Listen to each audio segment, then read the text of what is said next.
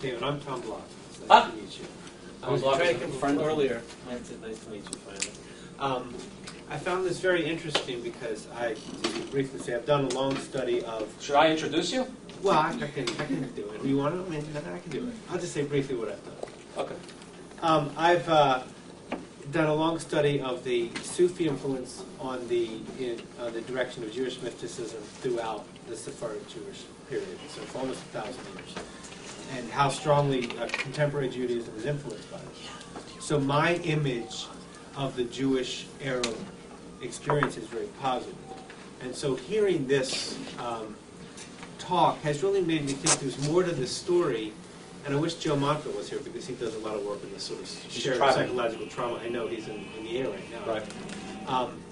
But it seems to me that what you had was a group of Jews who had been completely humiliated and then needed to move to an area and sort of humiliate someone else. And the Arab Jews provided a natural group of people that they could put down to feel better because the Ashkenazi Jews had been utterly and completely decimated psychologically and physically by the time they got to Israel.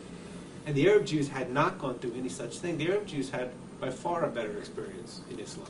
There had never been the kind of systematic institutional racial racism in Islam that Christian Jews experienced. It's a contested point. Well, okay. The Bernard Lewis School maintains, in a very, very strong way, Stillman maintains, that in Spain, horrible persecutions took place. I'm just saying, right, but not because of the prism through which we're seeing this. In other words, we're seeing a history.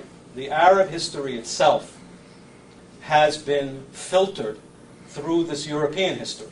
So it becomes very complicated. All of the categories that we have, how we identify ourselves nationally. What are we, Iraqi Jews? Are we Arab Jews? Are we Sephardi Jews? Who are we? All of these things, in other words, the term Ashkenazi is never contested. You will never open up the Jewish Forward and see, can Jews call... I actually had a very frustrating encounter with a guy who was writing a Sephardic column for the Jerusalem Post. And it came down to the following point. I said, if the Arab Jews are this bad, then Ashkenazi Jews must stop calling themselves Ashkenazi Jews. Because if that is our benchmark, that if a culture has done all this to us, which I wasn't maintaining, but I said, even if you maintain it, that these Arabs are the most horrible people who ever lived, they're Nazis, they're this, they're that, and the other thing, then you can't call yourself German. And you know what he told me? This is what happens when you back this type of mentality into a corner. He said the Arabs are worse than the Nazis. And at that point, there was not that much to say. So the problem that we have in terms of all of this is how we get to the history. The point that you're making about how Arab Jews in Israel were persecuted and how that becomes, our point of entry into this is also somewhat problematic in the sense that I'm more comfortable with where you are in terms of going back, because people like Shenhav and Shochat, they are overwhelmed by this historical experience of recent times. They know very little about the past that you deal with and that I deal with on a regular basis. I'm one of the few people who deal with both. In other words, you have either people that deal with the more ancient period, the medieval period of Sephardic Jews, of Arab Jews, or people who deal with this mess. So you have this problem. What entry point? How do you bring people together and how do you make this history one? And that's essentially the project that I'm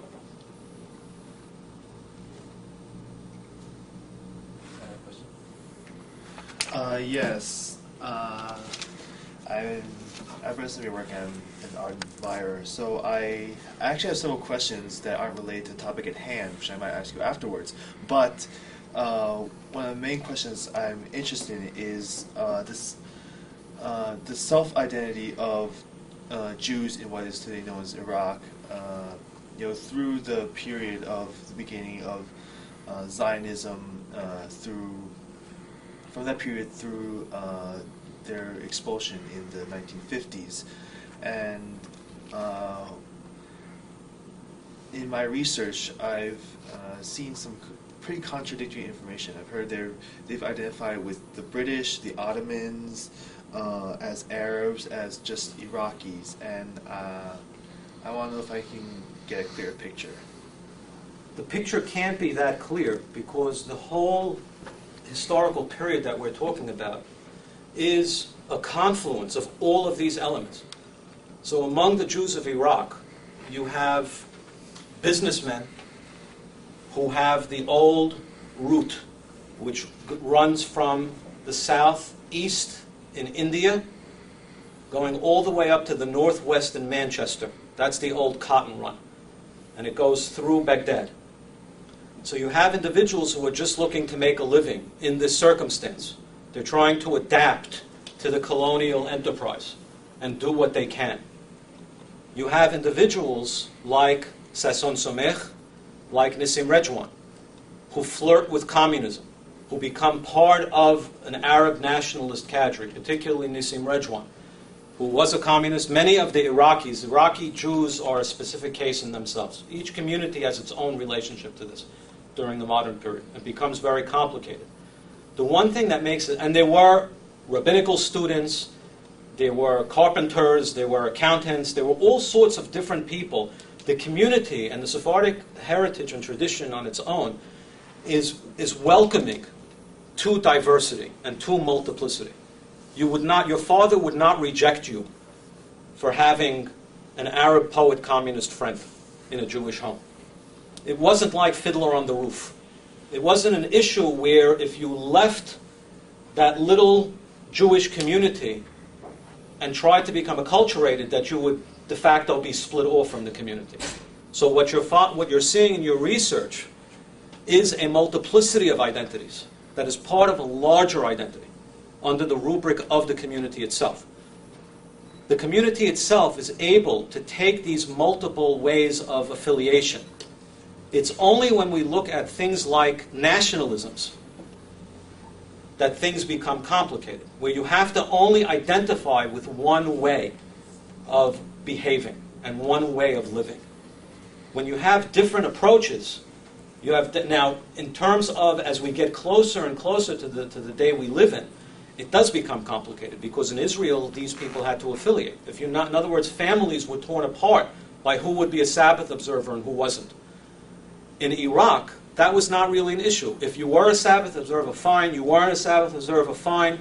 The home was always the anchor. In other words, the home was always kept kosher. There was always a respect for the religious tradition, no matter what happened. So the identity is an inclusive identity. So you shouldn't use the categories of exclusive identities, of which is the right one. They're all right. In other words, each individual is experiencing a very tumultuous historical period in their own way, in a unique way of dealing with it. Is that?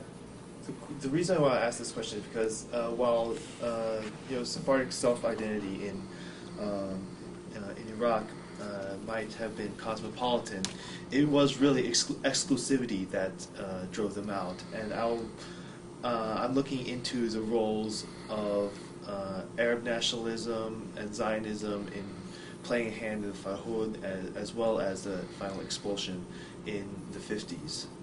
Would you like me to explain the Farhud from this perspective?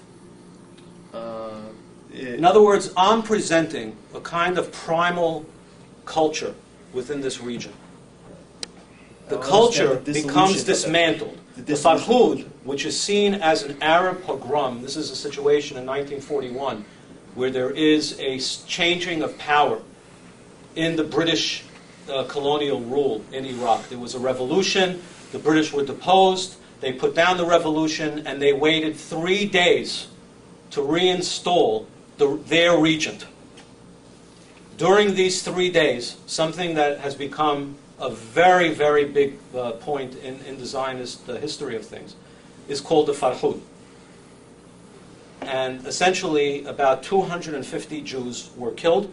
There were about 100 Arab Muslims that were killed.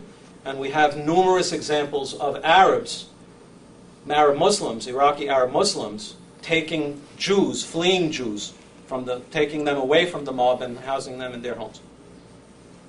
So the Farhud in itself is not clear. In other words, what is it? Is it a primal action of a traditional anti-Semitism?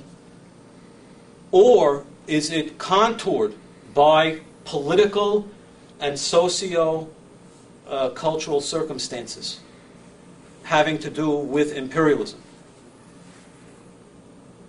Do you have an indigenous anti-Semitic movement in the Arab world akin to Nazism? We're not saying that there weren't Arabs who were influenced during the nationalist period, like the Ba'ath Party, by Nazism, by European fascism, but this is an import. This is something that comes from outside of the culture. British, I think a lot of Iraqis adopted Nazi ideology in reaction to British colonialism. And the thrust of the paper that I'm working on is that the Farhud and the expulsion were largely results of contour geopolitical. Well, expulsion is also not a good word because there never really is an expulsion order given. What you have essentially is a number of terrorist actions which have not been identified properly. No one knows precisely who planted the bombs in the synagogue. I'm sorry that we're getting into very specific Iraqi Jewish concerns. It may be a little esoteric. But bombs were planted by elements. We don't know if they were Zionist elements. The Jews, indigenous Jews, believe they were Zionist elements. Synagogue was called Masuda Shem Tov in 1952. Bombs were planted there. Again, you have to realize that this is 4 years after the founding state of Israel. The Iraqi Jews were particularly well acculturated, and they did not want to leave.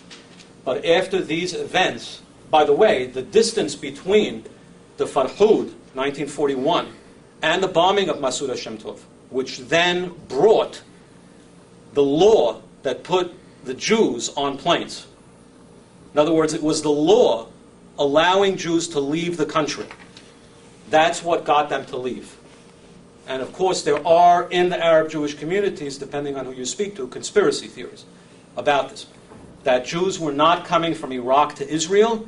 This was bothering the Zionist establishment, and particular individuals used this opportunity to create unrest within the Iraqi Jewish community. This was also done in Egypt, where there were a series of bombings, and this was acknowledged. There were trials.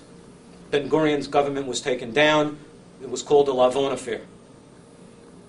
Israel utilized, again, as we pointed out in Shanhav, they utilized indigenous Arab Jews to create unrest in the region. These were usually people who had already moved away from their native Arab culture and into the Zionist culture and wanted to help the Zionists, and believed that by planting a bomb in a cinema in Cairo would help Israel in some way. I'm probably digressing further by asking this, but how come the choice to overwhelmingly move into Israel? I mean, I noticed that there were communities of Baghdadis in Bombay and Manchester and all across the world. It's logistics. It's where you were at any particular point, where your family was. If you ask the people themselves, Israel was the first choice of very few of them. Many of them would have preferred to go to London or Montreal or New York than Israel. But again, due to the tumultuous and turbulent nature of that time, you didn't have choices. People were being airlifted out. People were running into Iran. In terms of this small group of Jewish communists, they were being arrested and put in jail along with Muslim and Christian communists in Iraq. So they were running away from the regime also for different reasons, and some of them made it to Israel because they didn't have the facility to get out into Europe. I just have a couple of quick questions because you made a lot of good points. I was just wanting to get clarification. The first one was your source on the Huntington Bernard Lewis piece that you said Lewis wrote. Bernard Lewis. I don't have I don't know. Let me see if it's in the Bible. I don't remember. It was in Foreign Affairs. No. But you said that Bernard Lewis wrote it for Huntington. No. Huntington took the term Clash of Civilizations from Lewis. Okay, I thought from Lewis's article. I'm sorry if I didn't make that clear. I thought you said he wrote it for him. No. Okay. Second. Lewis's article in Foreign Affairs? Because Huntington's is in Foreign Affairs. Yeah, Huntington's is in Foreign Affairs. You didn't mean Lewis's article. If I'm mistaken, I don't remember. Lewis wrote an article called "The Clash of Civilizations." No. Huntington wrote the article, then he wrote a book following that. Lewis wrote the article. No. Sure? I'm absolutely sure. Absolutely? 100%. Yeah. He first wrote the article, then he wrote the book. So I just wanted to... I'll have to clarify it through email. Give me your email address and I'll give you the source. I don't have it on me. Well, I know that I said that. I know that I wrote that somewhere and that someone corrected me. Yeah. Okay. That it was Lewis. I just wanted to make clarification Okay. on that. Also, you mentioned that you mentioned that the Jews in various Arab countries were convinced to go to Israel through subterfuge, but you didn't mention, and towards the end of your presentation just now, you started talking about the issue of Jews leaving because of the Arab governments or et cetera like that. So what is the percentage in your mind, if you've done a study, of the number of Jews who were convinced by other Jews to go to Israel versus the number of Jews who went to Israel because they were forced out? It would be impossible to get numbers on that because Israel maintains that every Jew wanted to come of their own volition. So this is all anecdotal. Yeah, but I mean, in terms of how this worked itself out. Now, again, the question is somehow connected to what I was just speaking about in terms of the Farhud. There are no clear lines of people as in Europe, leave the issue of the Holocaust and that out. But the original Zionist settlement in Israel in the 20s and 30s, you have individuals that get up and say, I want to go. Yeah, I'm just talking about the 50s, the main immigration of Arab Jews from the Arab world. Each airlift has its own history. There were issues in Egypt where an individual like Andrei Assiman, who wrote the book called Out of Egypt, his family stayed. His family stayed until 1967. His father's business was nationalized. So each case is different. I guess what I'm trying to point out is that you emphasize the subterfuge, but it is my suspicion that the vast majority of Jews are not there, not in Israel. Let me make it clear. Okay. What I presented was Shenhav's example. His book turns on this understanding, on the fact that in the 1930s and in the pre-state era, you did not have, and this is empirically borne out, you do not have communities moving en masse from the Arab world to Israel. Right. So after 1948, which is not what I spoke about, that's a completely, when you have the airlifts and you have violence and you have pogroms like the Farhud, and you have these sorts of things, all bets are off. Everyone was on their own. But even there, you have a situation where there was a calculated risk that Israel was taking in the 40s of, well, what was going to happen to this indigenous group in the region. And basically, the idea was that immigrants were not coming from America and Europe, and all of this seemed to dovetail for the Zionist leadership. In terms of the most specific question of exactly how this worked itself out numerically, it would be impossible to know. And you couldn't have this, not that I'm a demographer or that I do these sorts of studies, but you really couldn't have any documented evidence of any of this, because the sources are all within the framework of the Israeli political structure, of how they dealt with it. And there's just the last point. The writings of Geniza, not just because they were Hebrew, but rather because they had the potential of having the Word of God on them. That's why they were buried. If they're just written letters, they wouldn't necessarily be buried. Not true. Because many of the documents that Goitein found and used don't have the name of God in them. He finds bills of lading. It is the Hebrew character itself. Isn't that because there is the bet and the hay, Baruch Hashem? The language itself is viewed as sacred. Okay. The language itself, the written language, is viewed as sacred, and the documents that were thrown out had Hebrew writing on them. By the way, some of the documents are written in Arabic with Hebrew characters, and those were put into the Geniza as well. If that was the case, if your point that it only being the name of God, then it would only be matters of religion that would be found in the Geniza. That's not even the preponderance of material. The preponderance of material is what we would call secular. That's why he was able to do the work that he did. I do think it's because of the various documents you're talking about, just as in Arabic, Bismillah, in Hebrew, Baruch Hashem, Bezrat Hashem, Siyata Yishmaya, all these terms in Aramaic or Hebrew appear at the top of businessmen's letters or documents, and that may be the explanation why there's such an extensive Geniza collection. My question was different and more simple. Given the dominant Ashkenazi Zionist discourse and culture, how come the Hebrew language in Israel is spoken? The Renaissance of Hebrew goes back to Europe as well, right? With the writing of Abraham Mapu in 1820, Ahavat Zion. How come Hebrew in Israel is the Sephardi Hebrew and not the Ashkenazi? It's incorrect. I don't say that it's Ashkenazi. What I can say is that it's not Sephardi. Anyone who pronounces, first of all, the most important element of Hebrew pronunciation is the pronunciation of the letters. There are two sounds that Western voices usually do not make. They're known as het and ayin. Israelis do not pronounce het and ayin. And if you pronounce het and ayin in Israel, you are identified as a lower class individual who has made for many years television comedians, Ashkenazim, would use het and ayin. If you watch the movie Salah Shabati, he will pronounce the het and ayin. And we could go even further. There's a book that was published in 1979 by Avraham Matalon called The Hebrew Language in Its Struggle. And it's a complete polemic against Ben Yehuda. And yet on Israeli radio and television, the news, it's the het and the ayin and the ra, not the ra.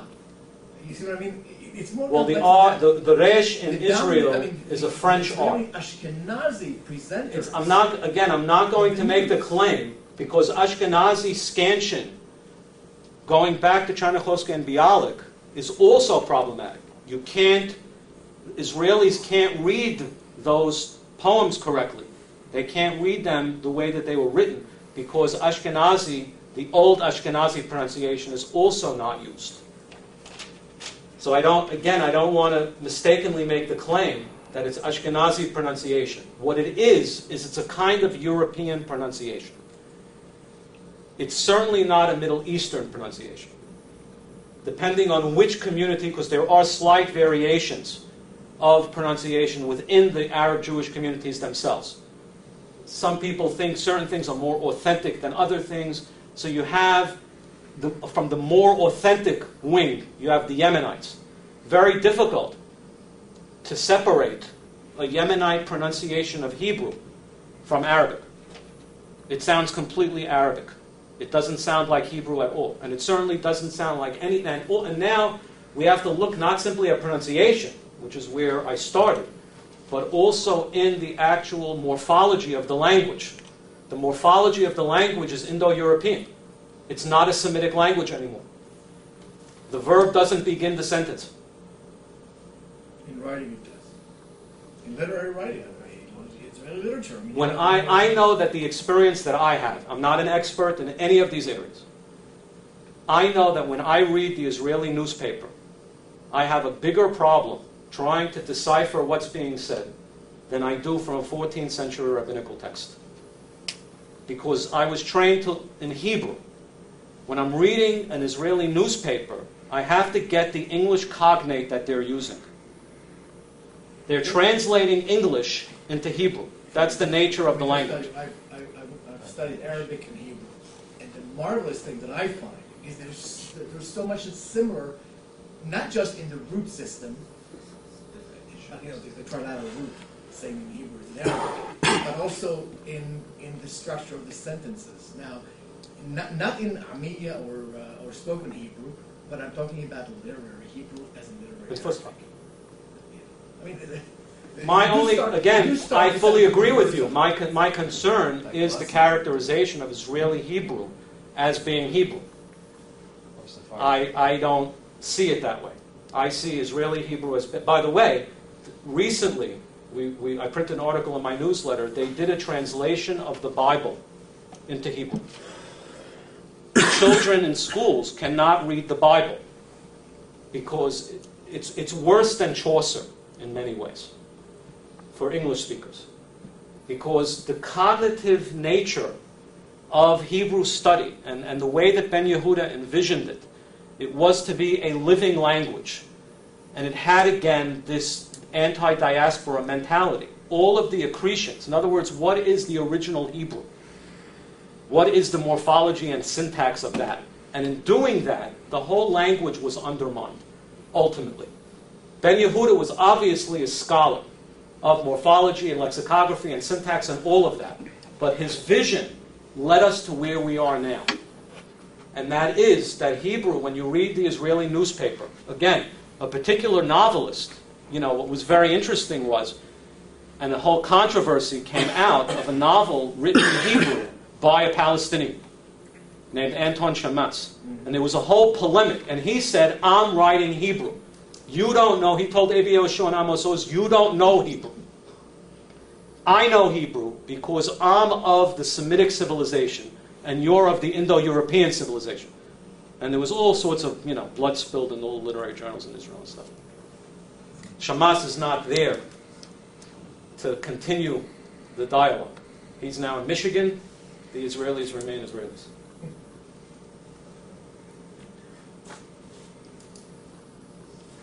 Unless you're going to answer a question about the edicts, I think we should just end it here. Thank you very, very much. I appreciate it. Thank you for having me.